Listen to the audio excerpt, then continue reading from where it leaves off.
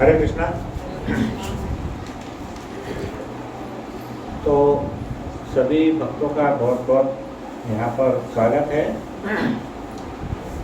पिछले हम 30 तारीख को हमने पाटोदा जो गांव है वहाँ पर हमने एक प्रोग्राम लिए थे। तो मुझे ये बताते हुए बहुत खुशी हो रही है कि पाटोदा के अंदर में टोटल 500 भक्त थे। तो वहाँ पर 300 माताजी थे और 200 प्रभु जी थे। और सबसे बड़ी बात है कि बहुत ध्यान लगाकर मन से वो लोगों ने प्रोग्राम अटेंड किया। और उसके बाद उन्होंने पूरा प्रसाद का आयोजन किया था। प्रसाद के अंदर में बहुत सारे आइटम उन्होंने बनाए थे। तो अभी तो पाटोदा के भक्त थोड़ा आने में लेट करते हैं, इसलिए उनके सामने अभी टॉपिक नहीं निकला, लेकिन माता जी लोगों को और प्रभु जी लोगों को बताना चाह रहा था मैं कि हमारे यहाँ पर देखिए माता जी जो सुनील राठौड़ प्रभु जी है, सबसे पहले ये अकेले आए थे यहाँ पे और इतने ही 2-3 लोग रहते थे हमारे प्रोग्राम में। और बाद में धीरे धीरे फिर ये विजय चौहान प्रभु जी और दूसरे भी प्रभु जी साथ में आते गए। और भगवान की कृपा से अभी अपने पास में हर टाइम अलग अलग लोग रहते, कभी 70 भी रहते, कभी 4 भी रहते। तो और पाटोदा में उन लोगों को बहुत ज़्यादा वो वारकरी संप्रदाय से भी लोग हैं, तो उनको बहुत आनंद आया उसके अंदर में। और हमारे जो सीनियर प्रभु जी है हिज ग्रेस गोविंद दत्त प्रभु जी, वो तो पूरे तुकाराम महाराज के पूरे अभंग उनको मुँह पे याद है। तो वो बहुत सुंदर उनका ऐसा लेक्चर हुआ, थोड़ा सा 10-5 मिनट मैंने भी बोला उसके अंदर में। और सबसे बड़ी बात ये थी कि भक्तों ने बहुत उसको आनंद लिया, हमको भी बहुत आनंद आया। तो हम ज़्यादा से ज़्यादा लोग भगवान की सेवा में जुड़े रहना चाहिए। तो अब हम यहाँ पे आज पिछला जो हमारा टॉपिक था वो था मुचकुंद की प्रार्थनाएं। मुचकुंद की प्रार्थना याद है पिछले टॉपिक में?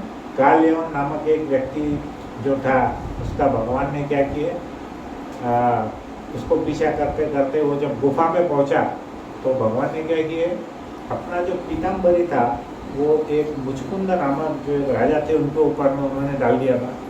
तो जो कालयवन बहुत शक्तिशाली राजा था, उसके मन में हमेशा ऐसा रहता था कि मेरे से कोई शक्तिशाली व्यक्ति युद्ध करे। तो उसने नारद जी से पूछा था कि वो शक्तिशाली व्यक्ति कौन है।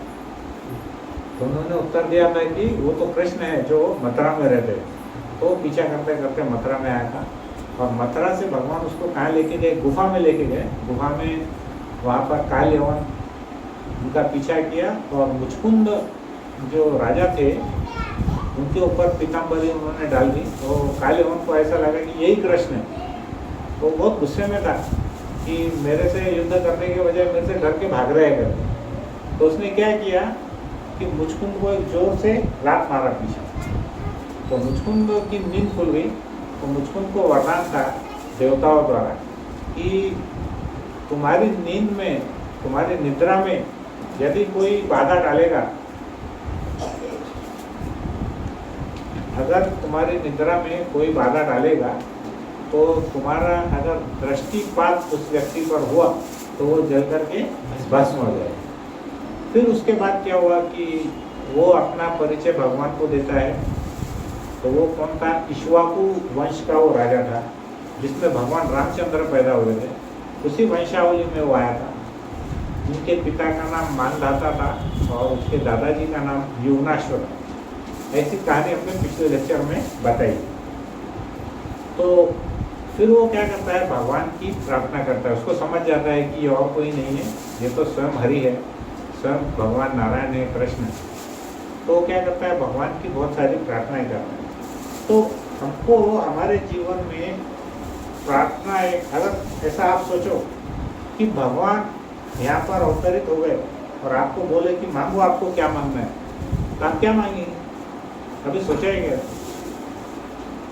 कभी हमने सोचे कि भगवान अगर अवतरित हो, समझो हमने रोज अपना माला किया, हरे कृष्णा कृष्णा कृष्णा हरे हरे, हरे राम राम राम, बहुत मन से कर। एक दिन भगवान वास्तव में प्रसन्न हो गए और आ गए और पूछे, बोलो बच्चा क्या चाहिए तुमको। हम इधर उधर देखते रहेंगे, 2 मिनट के बाद भगवान ही गायब हो जाने वाला। तो इसका मतलब क्या है कि हमारी तैयारी नहीं, बराबर है ना। तो हमको हमारी तैयारी करना जरूरी। तो ये जो प्रार्थनाएं है मुझको की, इससे हमको ये सीखना है कि भगवान से हमने क्या मांगना चाहिए। हम क्या करते हैं, बचपन से हमको सिखाया गया, ओम जय जगदीश हरे, तेरा तुझको अर्पण क्या लागे मोरा, सब कुछ है तेरा लेकिन चेकबुक है मेरा। है कि नहीं? ऐसा खाली बोलते हैं, देते क्या हम, कुछ देने के लिए नहीं। फिर हम बोलते और क्या क्या है उसके अंदर में, कि हमको धन संपत्ति चाहिए, पुत्र चाहिए, ऐश्वर्य चाहिए, ये चाहिए, वो चाहिए। मतलब हम क्या करते हैं, जो भगवान के सामने भीख मांगना चालू करते हैं, तो पूरी हमारी जो प्रार्थना है उसमें हम भीख ही मांगते रहते हैं। लेकिन जो भगवान कृष्ण है, उनके सामने हमको क्या मांगना चाहिए। देवी देवताओं के सामने हमने क्या मांगा वो अलग बात है, लेकिन भगवान को क्या बोलते हैं, जो हमारे को मुक्ति प्रदान करते हैं, उनका नाम क्या है, मुकुंद। क्या नाम है? मुकुंद। क्यों है? क्योंकि वो मुक्ति प्रदान करने वाले हैं।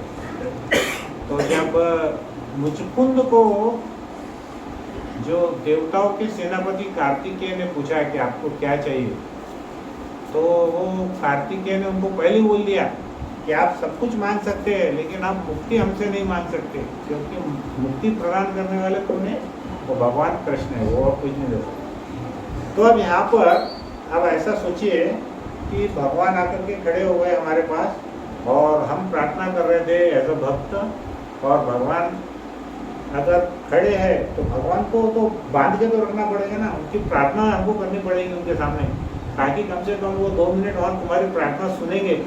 तो तुम वहाँ पे तुमको याद ही नहीं आया क्या बोलना है, तो भगवान वहाँ पे अंतर ध्यान हो जाएंगे। तो करेक्ट है ना।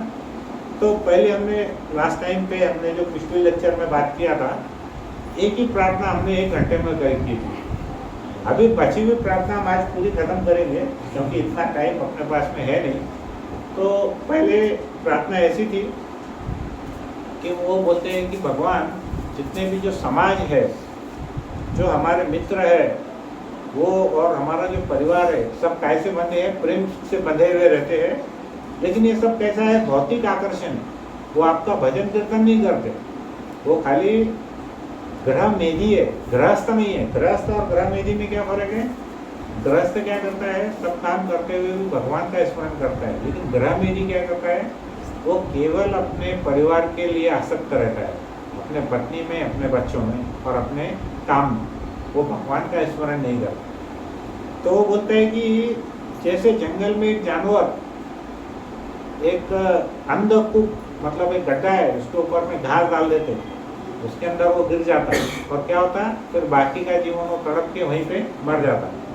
तो वैसे ही जो व्यक्ति इंद्रिय तृप्ति के लिए अपना सर्वस्व न्यौछावर करते हैं, उसकी अवस्था कैसी है, जो जानवर अंधकूप में गिरता है उसके समान।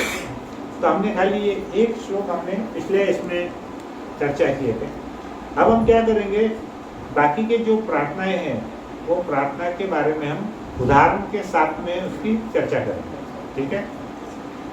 तो यहाँ पर ये जो मुचकुंद थे, ये कौन थे? ये बहुत बड़े राजा थे। जब ये सोए थे तो उस समय का जो युग था वो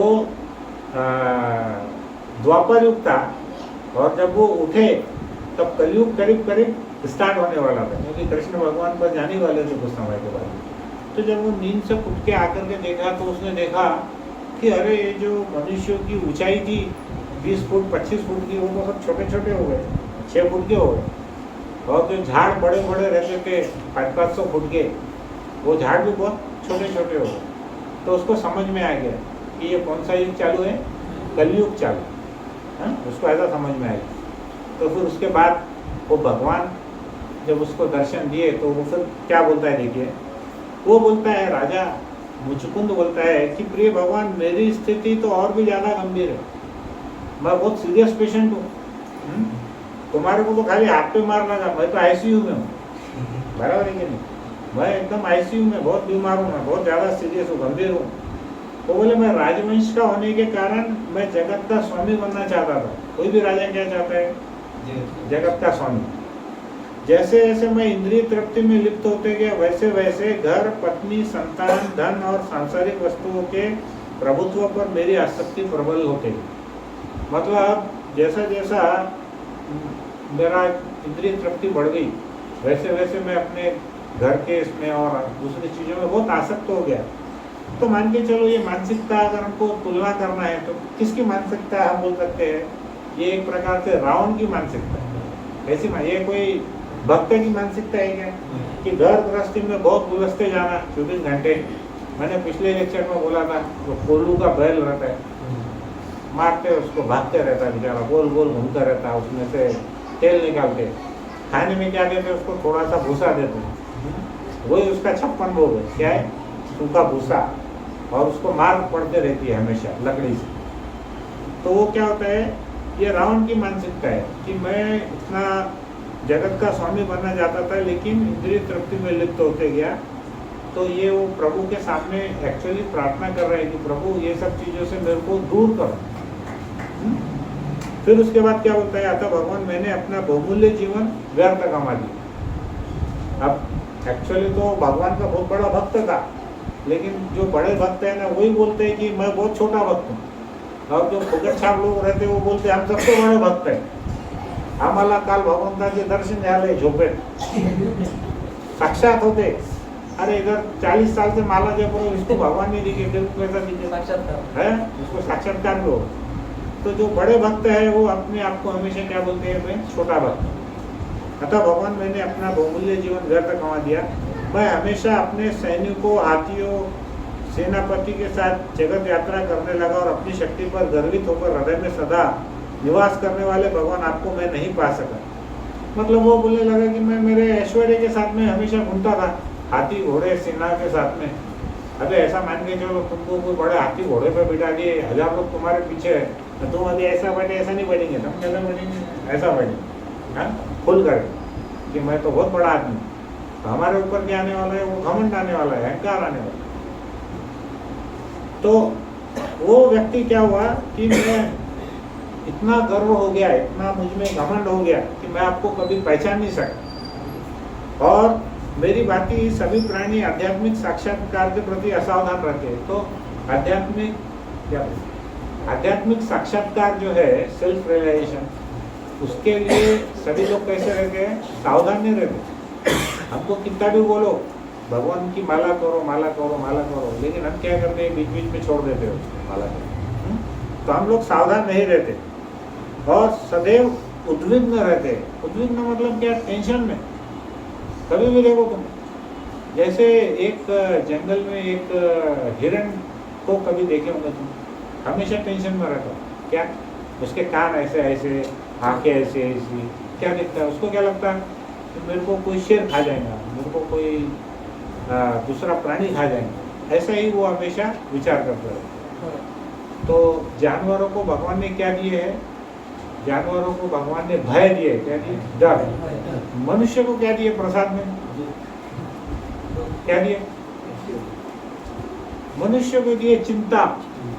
क्या दिए? अरे क्या है? हमको क्या दिया भगवान ने? चिंता दी। जानवरों को क्या दिए? भय दिए। हरे कृष्णा, हरे कृष्णा। याद कीजिए। तो फिर मुचकुंद बोलता है कि जैसे ही हमारा मुचकुंद जो महाराज है, हमने पिछली कथा में बोले थे, उनके सामने भगवान कृष्ण नारायण खड़े, कृष्ण खड़े, उनको क्या कर रहा है? प्रार्थना कर रहा है। वो क्या बोलता है? जैसे हमारा समय समाप्त होता है, आप काल रूप में हमें वैसे ही समाप्त कर देते हैं जैसे एक भूखा सांप, काल सर्प क्या करता है? निर्दयता पूर्वक छोटे चूहे को निगल जाता है। अभी ये कहानी में देखो, कंस का अगर हम उदाहरण लेंगे, कंस हमेशा क्या चाहता था कि उसको आकाशवाणी हो गई थी कि देवकी का 8वां पुत्र तेरा वध करने वाला। तो क्या करता था? 24 घंटे सोचते रहता था कि देवकी का जो 8वां पुत्र है उसका मैं नाश कर दूंगा, उसको मैं मार दूंगा। तो कितना भी प्रयास किया तब भी वो बचा गया नहीं। आखिर उसको भगवान कृष्ण ने उसका वध कर ही दिया। जैसे एक सांप चूहे को निगल लेता, वैसे भगवान ने वो जो चूहा था कंस, अपने आप को वो शेर समझता था, लेकिन भगवान के सामने क्या था, वो एक चूहे के समान था। भगवान ने उसको निगल ली। फिर वो बोलते हैं कि ये सब कौन बोल रहा है? मुचुकुंद बोल रहा है भगवान के सामने। जैसे आपके सामने भगवान खड़े हैं, आप भगवान को बोलेंगे कि भगवान आमच्या शेतीमध्ये आता हे जास्त द्या, ऐसा चिल्लर बात नहीं मांगने का, सब बड़ी बड़ी बातें मांगने का। बड़ी बड़ी बातें मांगने का बोले थे क्या? सोना चांदी भी बड़ी बात नहीं। सबसे बड़ी बात क्या है? भगवान की भक्ति। सबसे बड़ी बात क्या है? अहेतु की भक्ति। अहेतु की मतलब जिसमें हमारा कोई हेतु नहीं है कि हमको धन संपत्ति चाहिए, ऐश्वर्य चाहिए, सुंदर पत्नी चाहिए, पति चाहिए, गाड़ी बंगला घोड़ा चाहिए, ऐसा कोई हेतु नहीं है उसमें। क्या करना है? अपने भगवान से अहेतु की भक्ति की प्रार्थना करनी चाहिए। मैं अभी यही बोल रहा था कि भगवान आपके सामने आ गए तो भगवान क्या 2-4 घंटे के लिए हमारे सामने आने वाले हैं क्या? नहीं। तो 1-2 मिनट के लिए आएंगे। समझो तुम्हारे बहुत अच्छी माला कर रहे, लेक्चर सुन रहे, सब प्रसाद खा रहे, भगवान प्रसन्न होकर तुम्हारे पास आ गए। तो तुमको बोलेंगे बोलो बच्चा क्या चाहिए, तो फिर बच्चा इधर उधर देखते रहेगा, सोचते रहेगा, तो भगवान चले जाएंगे फिर जब तक। तो हमने उसकी तैयारी अभी करना है ये प्रार्थना से कि हमको भगवान से हमने क्या मांगना चाहिए। तो क्या बोलते हैं कि मुचकुंद बोलता है कि मेरा, मुचकुंद तो खुद राजा था, वो क्या बोला कि मेरा जो ये राजसी शरीर है जिसपे हमेशा स्वर्ण भूषण है, सोने के आभूषण है, हीरे मोती है, वो, और मैं जो हमेशा रथ पर सवार रहता हूँ, वो क्या होता है? काल की क्रूर गति से वो निर्जीव हो जाता है और कीड़े मकोड़ों का भोजन बन जाता है। मरने के बाद में क्या होता है? कोई भी व्यक्ति या तो उसको दफनाते हैं या तो शमशान में उसको आग लगाते हैं, कुछ संप्रदाय में उसको ऐसे ही छोड़ देते हैं ताकि वो पशु पक्षी का भोजन बन जाता है।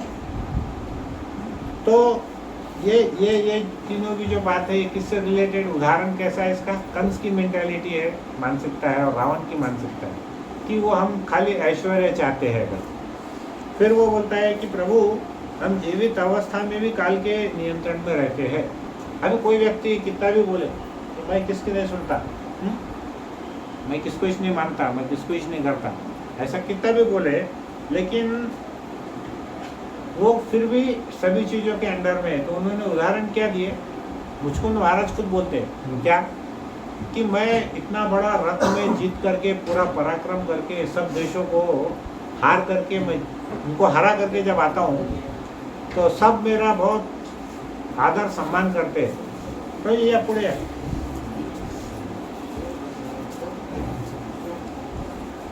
सब लोग क्या करते हैं? वो बोलता है कि मैं पूरा विश्व में लोगों को हरा कर, राजाओं को हरा कर आता हूँ और सब मेरा सम्मान करते हैं, लेकिन मैं जब हमारे रानियों के पास जाता हूँ तो मैं उनसे अनुनय विनय याचना करता हूँ, क्योंकि उसकी कामेंद्रिया इतनी प्रबल है कि वो उसके लिए उसको स्त्री के चरणों पे भी गिरना पड़ता है। ऐसा शास्त्र में लिखा हुआ है, बराबर ना? तो इंद्रिय तृप्ति के लिए मुझे स्त्रियों के चरणों पर गिरना पड़ता है। एक साधारण मनुष्य को भी भौतिक जीवन का आनंद उठाने के लिए मेहनत करना पड़ता है। सबको फुकट में कुछ मिलता है कि नहीं मिलता? अच्छा, मान के चलो आप राज परिवार से या गांव के बहुत बड़े सेठ आदमी हैं, तो आपको मेहनत तो भी आपको करना पड़ती है कि नहीं करना पड़ती? आप समझो मंटा के या पाटोदा के नंबर 1 के है सेठ, तो तुम्हारे पास में जितना पैसा है तो तुम्हारे मन में क्या भय है कि दूसरा आदमी मेरे से ऊपर नहीं जाता? फिर तुम मेहनत करेंगे, फिर क्या बोलेंगे? अरे और खेती करो, नहीं तो कारखाने लगाओ, नहीं तो कुछ तो करो, पैसा कैसा बढ़ाने का। तो वो बोलता है कि जो राज परिवार से है, जो बहुत पैसे वाला है, अत्यंत धनी व्यक्ति है, उसको भी अपना स्टेटस स्तर बनाए रखने के लिए उसको बहुत मेहनत करना पड़ती है और स्वर्ग में स्थान प्राप्त करने के लिए वो चिंतित रहता है। ऐसा वो बता रहे हैं। तो हर व्यक्ति किसी न किसी के नियंत्रण में, कोई भी ऐसा व्यक्ति नहीं बोल सकता कि मैं किसी के नियंत्रण में नहीं हूँ। एक ही है, वो है भगवान कृष्ण, जो बोल सकते हैं कि मैं किसी के नियंत्रण में नहीं हूँ। अतएव यहाँ पर एक बहुत अच्छी कहानी थी राजा पुरंजन की। राजा पुरंजन का श्रीमद् भागवतम में ऐसा वर्णन है कि वो एक 9 द्वार की नगरी में जाता है और वहाँ पर एक स्त्री उसको बहुत सुंदर दिखती है। वो उस पर मोहित होता है, उसको पूछता है कि देवी आप कौन है? तो बोलती पता नहीं मैं कहाँ से हूँ क्या हूँ, लेकिन उसके सुंदरता पे वो बहुत मुग्ध होता है। तो बोलता है कि वो स्त्री बोलती है कि मेरा नाम मुझको पता नहीं है। तो वो बोलता है कि आप विवाहित हो क्या? तो वो बोलती है कि नहीं नहीं मेरी अभी शादी नहीं हुई। तो निरंजन बोलता है कि मैं भी अभी अविवाहित हूँ, तो क्यों ना हम शादी कर लें।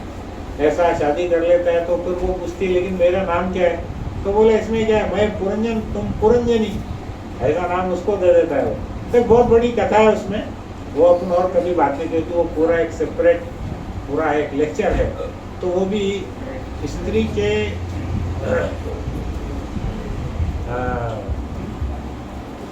हरे कृष्णा हरे कृष्णा। इधर आ जाओ प्रभु जी, पुढे पुढे इथे पुढे पुढे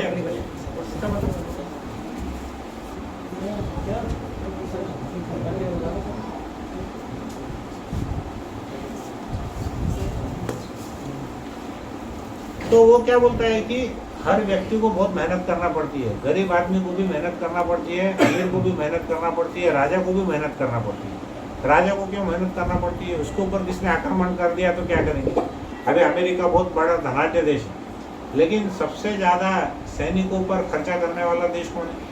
अमेरिका। क्यों?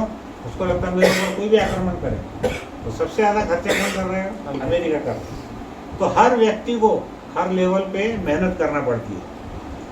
फिर इसके बाद में अब ये जो प्रार्थना है ये बहुत काम की है। सुनो इसको ध्यान से। मुचकुंद महाराज प्रार्थना किसके सामने कर रहे हैं? भगवान के सामने। भगवान कौन? श्री कृष्ण। जो नए भक्त है उनको बोलो। अभी हम काय के बारे में कथा कर रहे हैं कि मुचकुंद जो राजा थे, या इधर और पूछा, मुचकुंद जो राजा थे उनके सामने भगवान प्रकट हो गए, तो उनके सामने वो प्रार्थना कर रहे। वो क्या बोलते हैं बाद में कि भौतिक बंधनों से मुक्त होना अत्यंत कठिन है। हम मुक्त हो सकते हैं क्या? हमारे परिवार से, पत्नी से, बच्चों से, समाज से, दोस्तों से मुक्त होना बहुत कठिन है।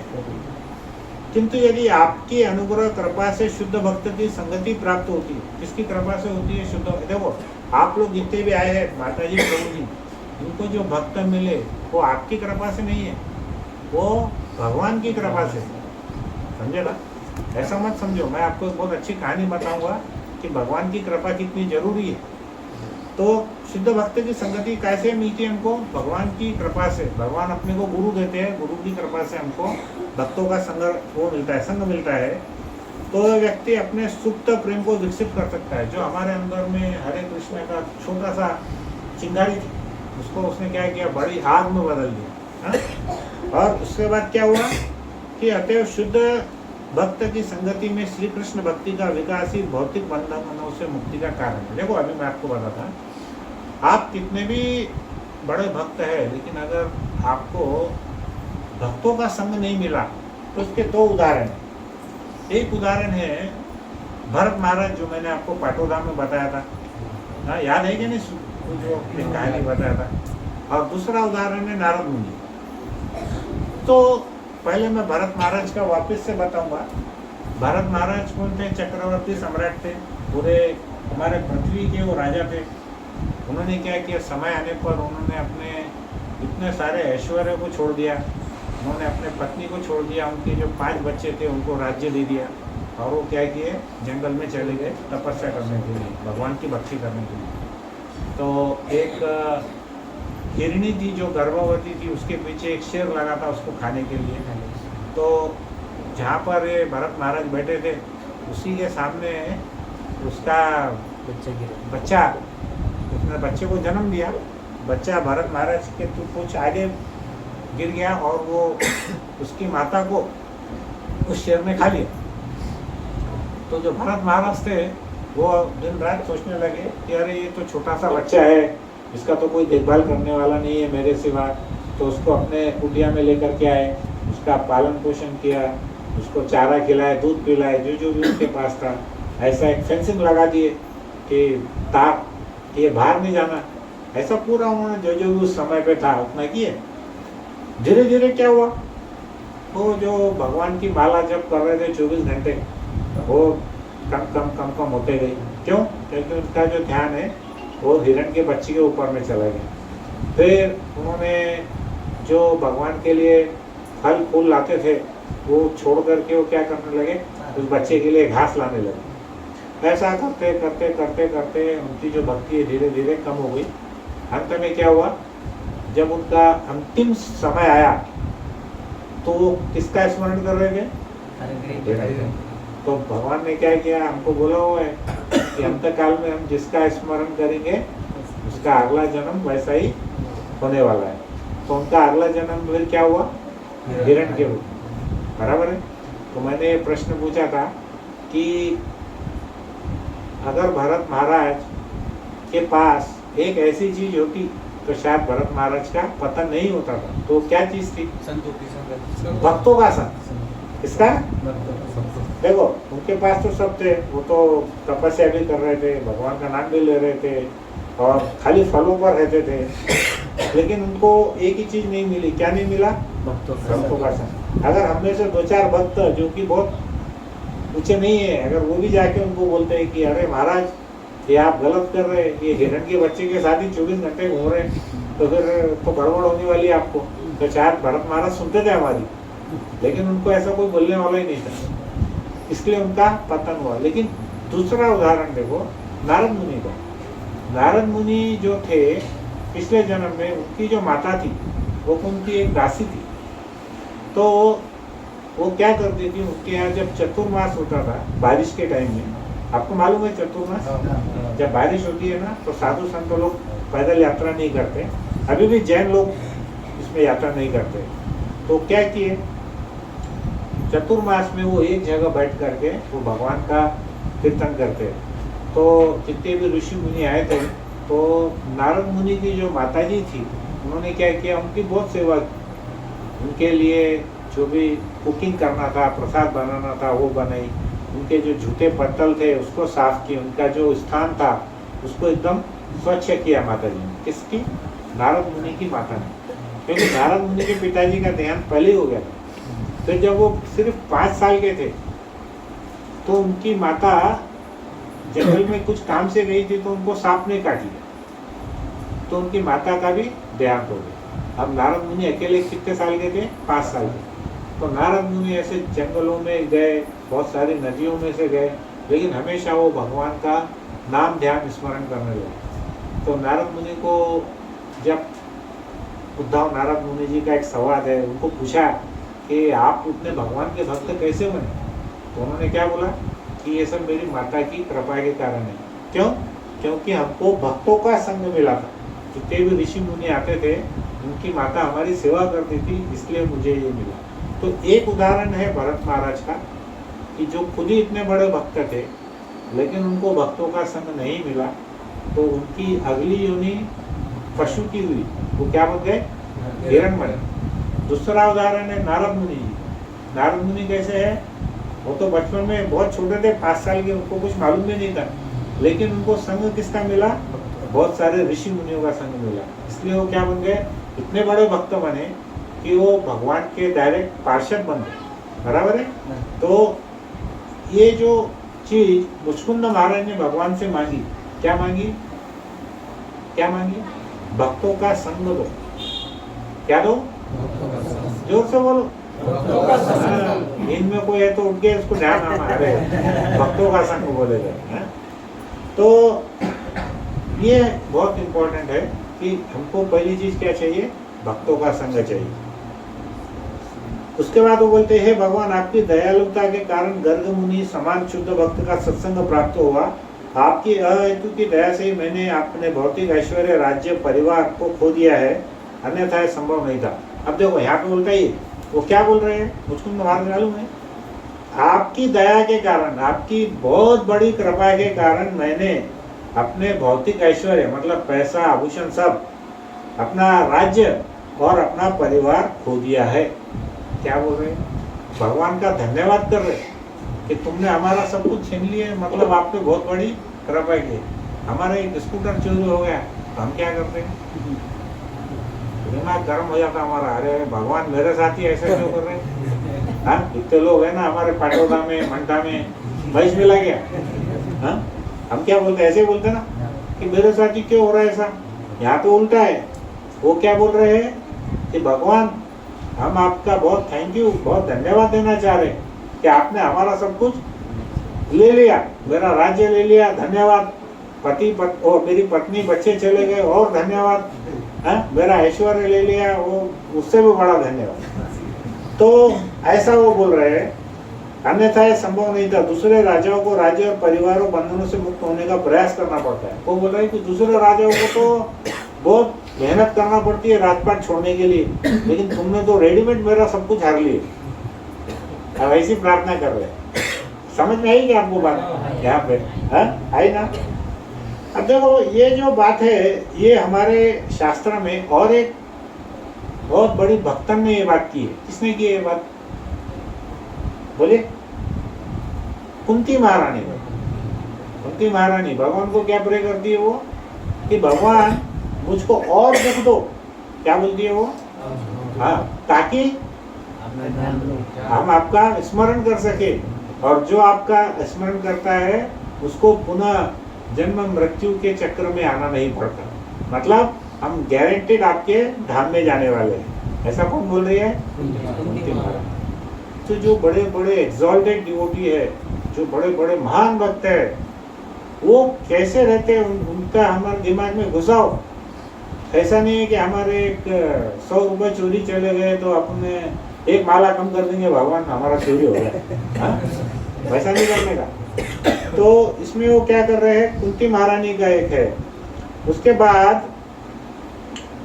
मैंने आपको एक कहानी बताया था श्रीधर कोलाविचा की, जो कि श्रीधर नाम का था, जो क्या बेचता था? केले बेचता था, केले के पत्ते बेचता था, है ना? तो चैतन्य महाप्रभु जो कि स्वयं भगवान है, वो आते थे और उनके केले लेके जाते थे। उस समय जैसे मैंने बताया था प्रभु जी रास्ते में, जैसे मान के चलो 5 रुपए के डजन केले का भाव का रहता होगा उस टाइम में, 5 पैसे का। तो वो क्या बोलते थे उसको? अरे श्रीधर इतना महंगा केला क्यों बेच रहा है, 2 पैसे में दे दे 1 डजन। तो बोलते थे तू तो इतना पैसा कहाँ रखने वाला है? वो बोलता था प्रभु मैं इतना गरीब आदमी हूँ, मेरा जो कुछ भी बचता है उसका आधा पैसा तो मैं गंगा देवी मैया की पूजा में खर्चा करता हूँ, मेरे पास किधर है? और वो इतने गरीब थे श्रीधर कोलाविचा कि उनके पास में एक ही लोटा था, वही लोटे में वो खाना भी बनाते थे, वही लोटे से नहाते भी थे, और वही लोटे से शौच भी जाते थे। तो इतने गरीब थे। उनके घर के ऊपर जो छप्पर था वो छप्पर ही नहीं था, खाली छेद ही छेद थे बड़े बड़े, आसमान दिखते रहता था उसमें से। हाँ? एक बार चैतन्य महाप्रभु उनके पास आए और बोले मेरे को बड़ी प्यास लगी है। तो वो बेचारा घबरा गया। तो चैतन्य महाप्रभु ने क्या किया, उसका जो लोटा था उसमें से लेके पानी पी लिया। और वो बेचारा श्रीधर कोलाविचा बेहोश हो गया और बोला प्रभु मैं इतना गरीब आदमी, ये मेरे इसमें लोटे में मैं क्या क्या करता अभी आपको कैसा बताऊं? हाँ? तो ऐसा मत करो मेरे को। तो प्रभु बोले कि नहीं नहीं नहीं। अभी फिर क्या हुआ उसके बाद में, जब उनके बहुत बड़े भक्तों की मंडली बैठी तो चैतन्य महाप्रभु ने उनके पार्षदों को भेजा कि जाओ वो श्रीधर कोलाविचा को पकड़ के लेके आओ। तो श्रीधर कोलाविचा को कैसा ढूंढा उन्होंने, और उन्होंने पूछा उनके भक्तों ने कि प्रभु उसको कैसा ढूंढना, हमने तो कभी नाम ही नहीं सुना उसका। वो बोला तुम जाओ मायापुर में नवदीप धाम में, जिस घर से भगवान के नाम जप का जोर जोर से आवाज आने वाला है, कौन सा आवाज? हरे कृष्णा कृष्णा कृष्णा हरे हरे, हरे राम राम राम हरे हरे। बोले जिस घर से ये आवाज जोर से आने वाली है ना, बस वही मेरे श्रीधर का घर है, उसको जाओ और पकड़ के लेके आओ। तो ये सब पार्षद गए श्रीधर कोलाविचा को ढूंढने। तो ध्यान लगा के ऐसे कान से सुन रहे थे किधर से आवाज आई। फिर कुछ भक्त को आवाज आई, वो बोले ये दिख रहा है श्रीधर का घर, चलो। वो श्रीधर के घर पे गए। श्रीधर को बोले कि अरे आपका नाम श्रीधर है? वो बोलता हाँ। बोले आपको चैतन्य महाप्रभु ने याद किया है। जैसे ही चैतन्य महाप्रभु का नाम बोले वो इतने एक्साइट हो गए कि एक्सटेसी में वो बेहोश हो गए वहां से। अरे अब क्या करने का? फिर वो भक्त लोग तो हमारे कृष्ण भक्त बड़ो चतुर ऐसा बोलते हैं। 4 भक्त ने उसके 4 हाथ पर पकड़े, चलो बोले लेके। और सब ऐसा उनको उठा के ले गए वहां पे श्रीवासानंद। श्रीवास आंगन में चैतन्य महाप्रभु ने उनका परिचय दिया कि देखो ये श्रीधर कोलावेचा है, ऐसा वैसा।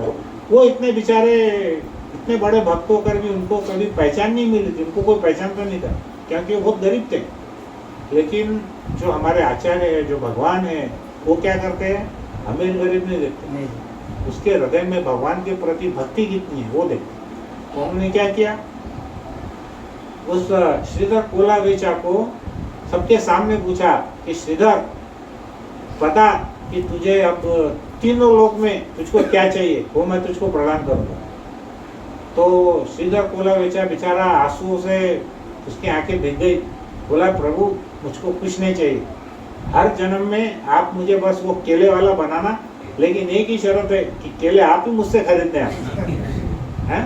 तो जो महान भक्त है वो कभी भी धन ऐश्वर्य नहीं चाहते, वो क्या चाहते हैं, भगवान की भक्ति चाहते हैं, भगवान का दास बनना चाहते हैं। करेक्ट। तो कुंती महारानी की प्रार्थना में भी क्या है, वो कभी ऐसा नहीं बोली कि मेरे को ऐश्वर्य दो, मेरे को ये, हालांकि वो तो रानी थी, लेकिन उसने उसका जीवन काल अगर हम देखेंगे तो पूरा शुरू से आगे तक दुखों से ही भरा हुआ।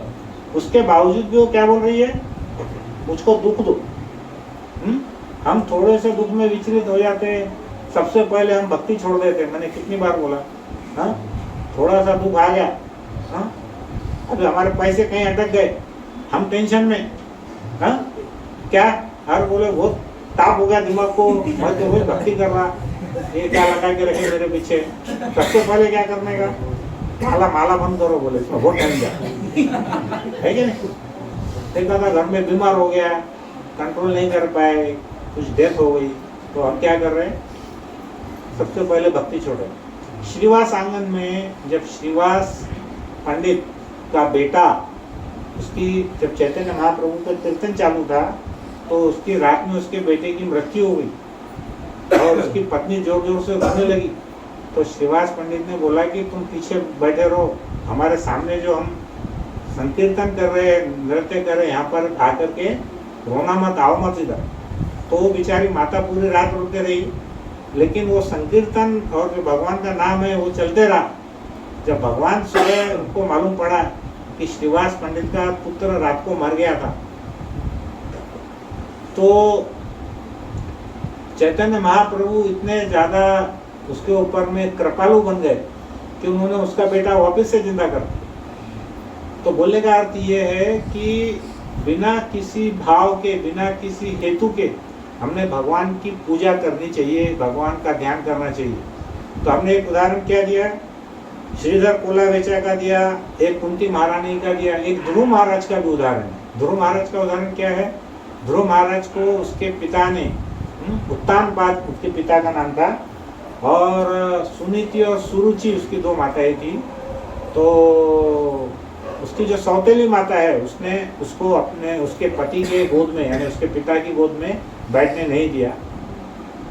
तो उसकी सौतेली माता ने उसको बोला कि जाओ, तुम अगर तुम्हारे पिता की गोद में बैठना चाहते हैं ना, तो पहले तुमको मेरे कोख से जन्म लेना पड़ेगा। इसका मतलब क्या है कि पहले तुमको मरना पड़ेगा।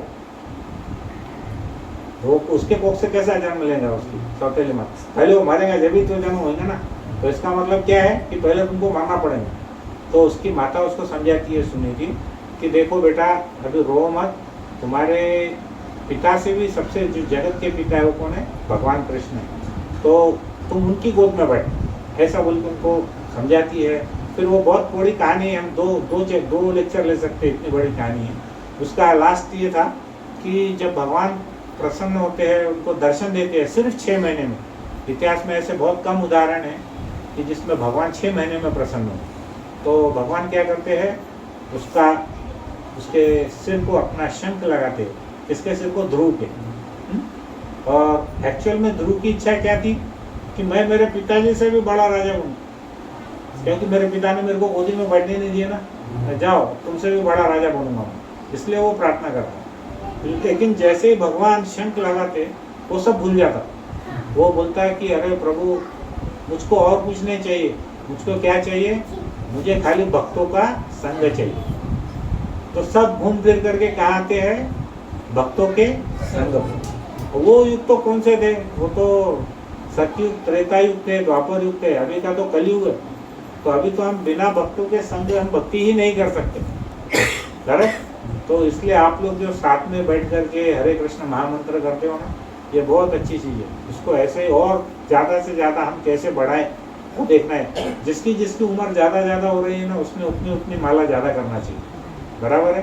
संसार के प्रपंच में बहुत ज़्यादा दिमाग नहीं लगाना है, क्योंकि ये प्रपंच में आप कितना भी करेंगे तो वो कैसा है, चरवाती चरवणम, जो चबा हुआ है उसको और चबाना है।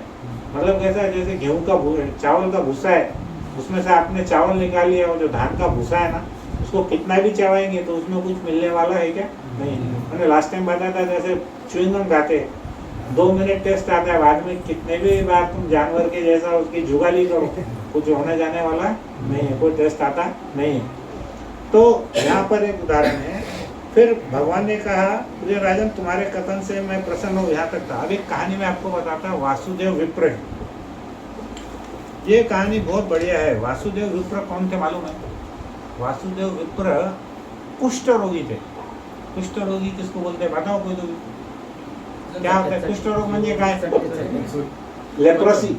क्या होता है कुष्ठ रोग में? माताजी साइड में बोलो कोई। कुष्ठ रोग में क्या होता है अगर किसी को कुष्ठ रोग हुआ? पहले बोलते थे ना, देवीचा रोग कड़वा, 1000 रुपए मिलवा, क्या क्या चलता था, कुष्ठ रोग कड़वा, ऐसा कुछ तो भी था, मेरे को याद है बचपन में। कुष्ठ रोग क्या होता है कुष्ठ रोग में?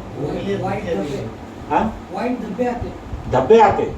और क्या होता? उंगली गल जाती। और सबसे इसमें जो हमको तकलीफ होती है वो क्या मालूम है? उसमें पूरे शरीर पे कीड़े हो जाते। तो आपका जो खून और पस है वो जो बाहर निकलता वो कीड़े खाते।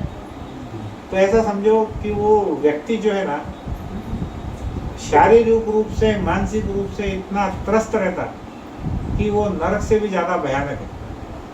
तो ये जो वासुदेव विप्र है, विप्र का मतलब क्या है? ब्राह्मण।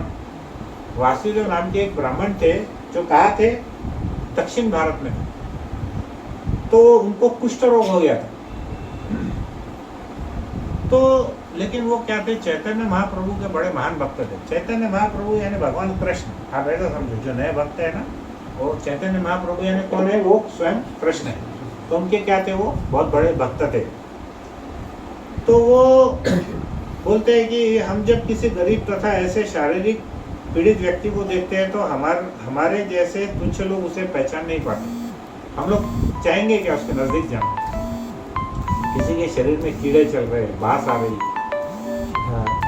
रक्त निकल रहा है और उसमें से ब्लड आ रहा है और पस आ रहा है, तो हम लोग उसके पास जाना नहीं चाहते। लेकिन चैतन्य महाप्रभु ने ये जो वासुदेव विप्र की महिमा पूरे विश्व को बताई। तो क्या हुआ? चैतन्य महाप्रभु एक बार जब दक्षिण यात्रा में जा रहे थे तो वो एक उनका जो भक्त था, उसका नाम था कुर्मा। कुर्मा नाम का एक भक्त था। साउथ इंडियन नाम थोड़े अलग रहते हैं ना अपने को, ऐसे रमेश, सुरेश, दिनेश, मुकेश ऐसे नहीं है, वो वैसे ही नाम कुछ अलग अलग रहते हैं। तो एक कुर्मा नाम का भक्त था, उसको मिलने गए। तो इनका ये जो कुष्ठ रोगी भक्त था वासुदेव, उसको मालूम पड़ा कि भगवान वहाँ मिलने को आए। तो बेचारा बड़ा हिम्मत साहस बांध करके वो उस भक्त को मिलने के लिए गया। भक्त के पास गया ताकि वो भगवान को मिलने के लिए वहाँ पे गया। लेकिन क्या हुआ कि ये जब तक वहाँ पहुँचा उसके थोड़ी देर पहले ही भगवान वहाँ से निकल गए। तो बेचारा बहुत रोने लगा और दुख के मारे वो नीचे गिर के बेहोश हो गए। किसी ने चैतन्य महाप्रभु को बताया आगे जाकर के कि प्रभु प्रभु आपका एक भक्त बेहोश हो गया, वो आपका बहुत भक्त है। तो चैतन्य महाप्रभु क्या किए, जितना रास्ता आगे जाते उतना रास्ता वो वापस आ गए।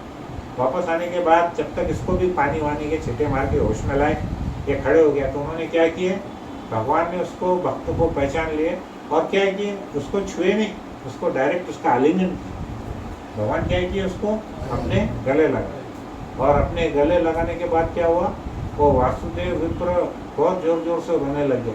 क्योंकि ऐसे कुष्ठ रोगी को कोई व्यक्ति स्पर्श भी नहीं करता, उसको कोई पास भी नहीं जाता, तो उसको गले लगाना तो बहुत दूर की बात है। तो जैसे ही भगवान ने उसको गले लगाया, क्या हुआ, उसका जो कुष्ठ रोग है पूरा 1 ही मिनट में चला गया और वो एकदम सुंदर ऐसा नवयुवक बन गया। ठीक है। अब यहाँ पे आने के बाद मान के चलो ये कथा हमारे साथ होती थी तो हम क्या करते थे, बोल। मान के चलो मेरे को कुष्ठ रोग था और भगवान आते मेरे को गले लगा और मैं अच्छा हो जाता, तो मैं भगवान को क्या बोलता था, भगवान आपकी बहुत बड़ी कृपा है, आपने मेरे ऊपर में इतना आशीर्वाद दिए, मैं बहुत दुखी था, पीड़ित था, ये था, ऐसा वैसा बोल के हम सभी ऐसा करते थे ना। ये जो हमारे महान भक्त है ये कैसा करते, ये अलग ही करते। अब वो जो वासुदेव विप्र ने देखा कि भगवान के ने मुझको गले लगा लिया, तो बेचारा उसके आंखों से आंसू निकलने लगे कि इतने बड़े भगवान मुझ जैसे तुच्छ व्यक्ति के गले लगाए, तो बड़ा होने लग गया। बाद में फिर उसने अपने शरीर को ऐसा ऐसा करके देखा तो उसको समझ में आ गया कि अरे मैं तो पूरा ठीक हो गया। तो उसके बाद वो और जोर जोर से रोने लगे। पहले थोड़ा रो रहा था, जब शरीर अच्छा हो गया तो और जोर जोर से रोने लगा। क्यों?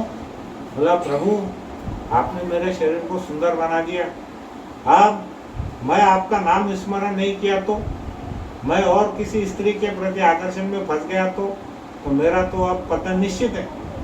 तो फिर वो प्रभु को गिड़गिड़ाने लगा कि मैं पहले जैसा था मुझको वैसा ही बना। समझे? ये बात सीखने की। वासुदेव विप्र इतने बड़े भक्त थे कि उनके शरीर से कोई कीड़ा अगर नीचे गिरता था ना, तो वो कीड़े को वापस उठा के अपने शरीर पर रखते थे। क्या बोलते थे? वो बोलते थे देखो मेरा जो ये शरीर है ये तो नश्वर है, ये तो आज नहीं तो कल खत्म होने ही वाला है, लेकिन मेरे शरीर का भोजन ये जो कीड़ा खा रहा है, अगर इसको नहीं मिला तो ये जल्दी मर जाएंगे, और ये अगर मर गया तो मुझको बहुत दुख होगा और मुझको पाप लगेंगे। समझे? तो क्या करते थे, जो भी कीड़ा गिरता था नीचे उसको वापस उठा के अपने शरीर पर रखते। तो जो महान भक्त है भगवान के, उनका जो कैलकुलेशन है हमारे माइंड से परे। जैसे कुंती महारानी बोलती है कि हमको दुख चाहिए, ये वासुदेव विप्र बोलते हैं कि मेरा शरीर वापस से वैसे ही बना दो। और उसके बाद में ध्रुव महाराज बोलते हैं इतनी कठिन तपस्या करे उन्होंने कि बिना पानी के बिना हवा के रहे, पूरा ब्रह्मांड लोग हल गया उन्होंने जब सांस लेना बंद किया था। उसके बाद जब भगवान आने के बाद वो क्या बोलते हैं कि मुझे कुछ नहीं चाहिए, लोग भी नहीं चाहिए, मुझे कुछ नहीं चाहिए, मुझे खाली भक्तों का संग चाहिए। अरे तो फिर हम यहाँ पे क्या के लिए आए, भक्तों का संग कर रहे ना, मस्त खा रहे पी रहे, प्रसाद ले रहे, नाच रहे, उसके बाद में वही चीज हमको मिल रही जो ध्रुव महाराज को मिली। हाँ, तो फिर हमारा जो जीवन है वो सफल होना ही होना है। करेक्ट? तो ये जो महान भक्त है उनके पद चिन्हों पे हमको चलना चाहिए। तो यहाँ पर हम देखेंगे कि भगवान क्या बोलते हैं फिर, कि वो बोलते हैं कि जो वैष्णव का शरीर है, उनको जब उनके भक्त पूछते कि प्रभु उसको तो कुष्ठ रोग हो गया था, फिर आपने इसको स्पर्श तो छोड़ो, आपने तो इसका आलिंगन किए, गले लगा लिए, तो भगवान क्या बोलते हैं मालूम है, वैष्णव का जो शरीर है वो साधारण शरीर नहीं है। फिर कैसा शरीर है?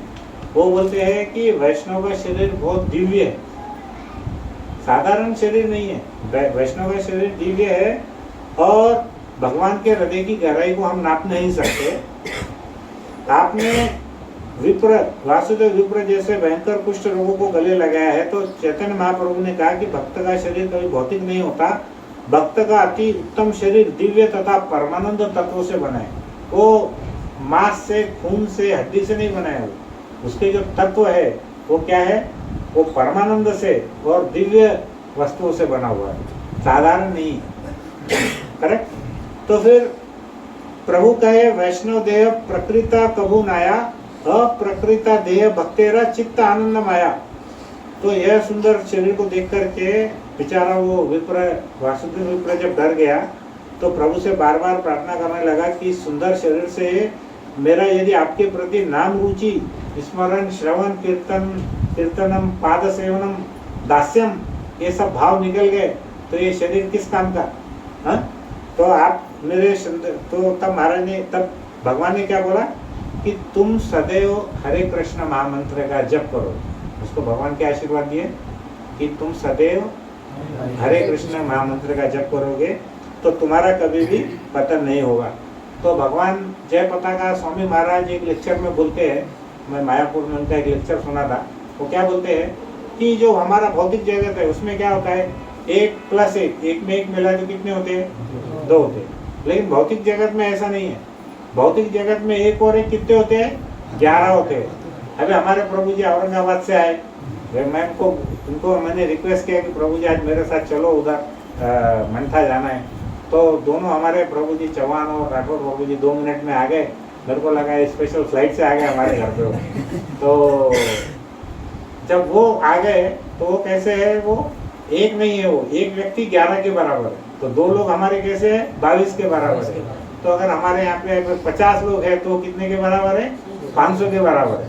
हाँ, तो जो भौतिक जगत में उसकी गिनती छोटी है, लेकिन जो आध्यात्मिक जगत है उसमें उनकी महत्व बहुत है। हम देखते हैं ना, रास्ते में हमको कोई भक्त जल्दी नहीं मिलता। हमको टीवी देखने वाले, नाचने वाले, टाइम पास करने वाले, टाइम वेस्ट करने वाले एक ढूंढेंगे तो 100 मिलेंगे हमको। लेकिन हम भक्त तो बोलेंगे चलो भक्ति में, तो 100 ढूंढे तो एक ही मिलता है नहीं। तो इसलिए हम यहाँ पर ये देखेंगे कि भगवान की मर्जी के बगैर कुछ भी नहीं होता। एक बहुत आखिरी बहुत सुंदर मज़ेदार कथा बोल के हम आज का लेक्चर खत्म करेंगे, क्योंकि अभी सिर्फ 5 ही मिनट बचे। ठीक है, तो मेरे को भी आजकल लगने लगा कि मेरा लेक्चर बहुत जल्दी खत्म होने लग गया। तो एक बार क्या हुआ, एक सच्ची कहानी है। जयपुर का जो मंदिर है भगवान कृष्ण का, वहाँ पर ये सच्ची कथा है। एक सेठ जी वहाँ पर कथा सुनने रोज आते थे, और वो जो प्रवचनकार थे पंडित जी, वो कथा सुनाते थे। तो उन्होंने एक बार कथा सुनाई कि देखो, भगवान की इच्छा के विरुद्ध कुछ भी नहीं होता। तो उन्होंने सुना, एक बार सुना, 2 बार सुना, लेकिन वो हर 2-3 दिन में वही सुनाते थे कि भगवान की मर्जी के बगैर कुछ नहीं होता। एक बार उन्होंने एकादशी थी, तो एकादशी को बोल दिया कि देखो, अगर आपको उपवास करना है तो आपका उपवास भी भगवान की मर्जी होगी तो ही होगा, नहीं तो नहीं होगा। अब वो सेठ जी को बहुत मिर्ची लगी। बोला ऐसा कैसा नहीं होगा, उपवास करने वाला मैं, उसमें भगवान की मर्जी का क्या है। आज चैलेंज करता क्या, वो बोला आज मैं उपवास ही करके रखूँगा, भगवान की मर्जी का क्या है, उपवास तो मेरे को करना है, मैं नहीं खाऊंगा, मुँह बंद रखूंगा, तो क्या है, भगवान क्या करने वाले। तो वो बड़ा गुस्से में ऐसा भगवान को भी घूर के देगा और पंडित जी को तो डबल घूर के देगा। बोले कुछ तो भी कथा बोले। वो गया अपना भाग, कहाँ गया, एक जंगल के तरफ। बोले मन में विचार आया उसके कि बोले आज एक काम करता, मैं जंगल में जाऊंगा और एक झाड़ के ऊपर जाके बैठ जाऊंगा, कुछ खाऊंगा ही नहीं, तो मेरे को कौन आके क्या खिलाने वाला है और क्या करने वाला है, इसमें भगवान क्या करेंगे। और वो प्रवचनकार का कल ही गला पकड़ूंगा कि तुमने जो बोले थे सब गलत है, ऐसे फालतू कहने मत बताते जाओ लोगों को। वो गया वहाँ पे। कुछ देर के बाद क्या हुआ, वहाँ पे बहुत सारे डाकू वहाँ से जा रहे थे। वो जो जहाँ गया ना, उसी झाड़ के नीचे क्या हुआ, एक परिवार आया 5-7 लोगों का, और वो वहाँ पर अपने जैसा हम जाते ना जंगल में, क्या बोलते हैं उसको, डब्बा पार्टी, वैसा वो डब्बा पार्टी के लिए बेचारे आए थे। वो सब जने बैठे झाड़ के नीचे, सबने अपने अपने डब्बे खोले और बस थोड़ा खाने वाले थे कि वो जो फैमिली का जो मुखिया था उसको आवाज़ आई घोड़ों की टापू की आवाज़ आई। तो उसके मन में डाउट हुआ, तो उसने बोला अरे चलो चलो चलो जल्दी उठो, ये तो कोई चोर डाकू आ रहे हैं, यहाँ से उनके घोड़े।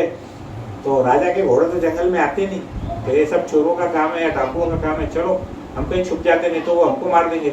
तो वो आने के पहले ही ये जितने भी परिवार था, ये क्या किया, सब उठ करके छुप गया। लेकिन अब उनके जो खाने के डब्बे थे ना, वो डब्बे वहाँ पर पूरे ऐसे खुले हुए थे। तो अभी जितने डाकू थे उन्होंने क्या किया,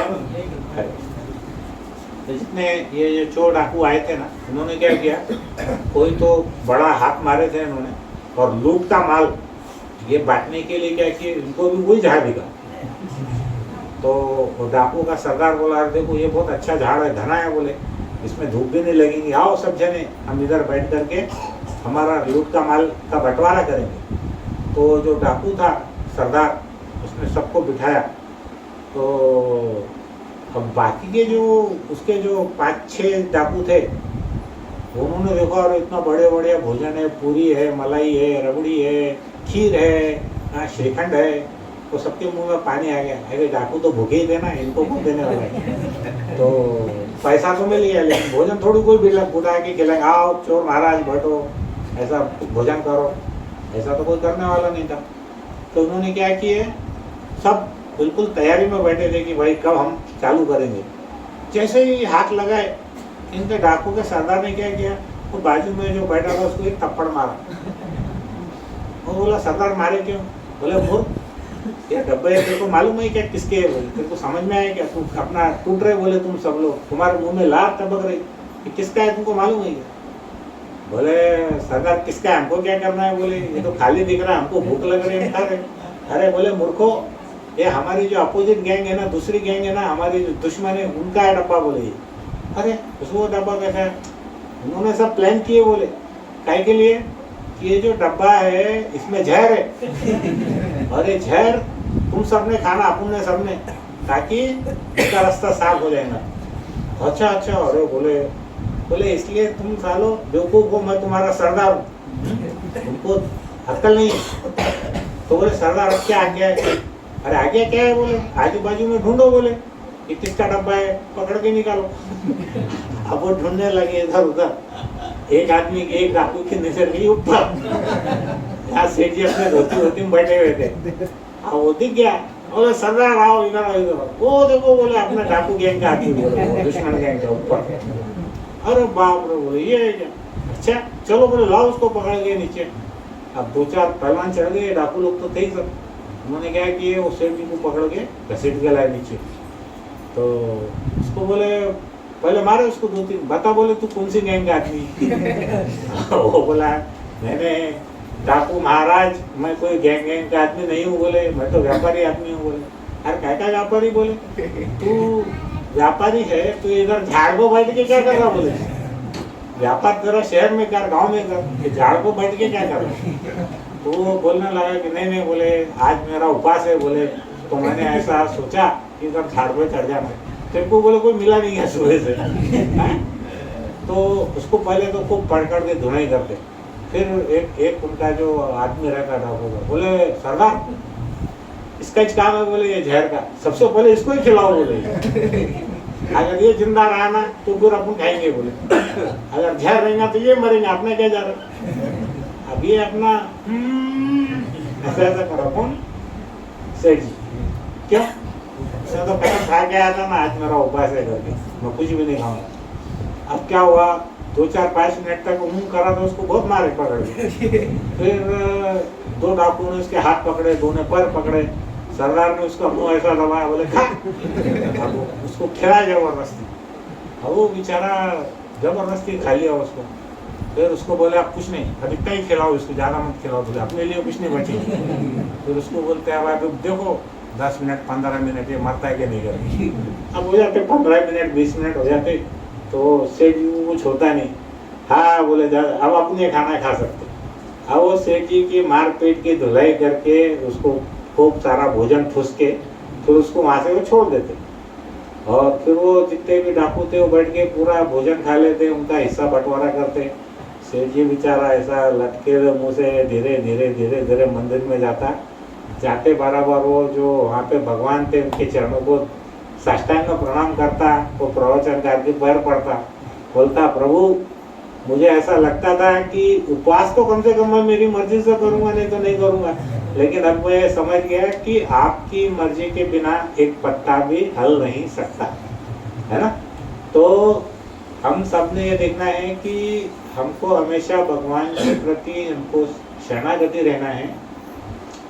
जो भी अवस्था में हम हैं, सुख में है, दुख में है, गरीबी में है, अमीरी में है, जो भी दुख है वो सब हमारी पिछले जन्मों के कर्मों के फल है। तो इसलिए जब हम प्रसन्न है तो अच्छे टाइम में बहुत ज़्यादा खुशी नहीं होना चाहिए, दुखी टाइम में बहुत ज़्यादा निराश नहीं होना चाहिए। हमको समभाव, हमेशा एक जैसे भाव में हमको रहना चाहिए, ठीक है। तो आज हमने ये मुचकुंद महाराज की प्रार्थना को ये चैप्टर हमने पूरा किया। एक्चुअली अगर प्रार्थनाएं देखते थे तो बड़ी बोरिंग थी, उसमें कुछ ऐसा था नहीं, कि हमको बहुत उसमें एक्साइटमेंट लगे, लेकिन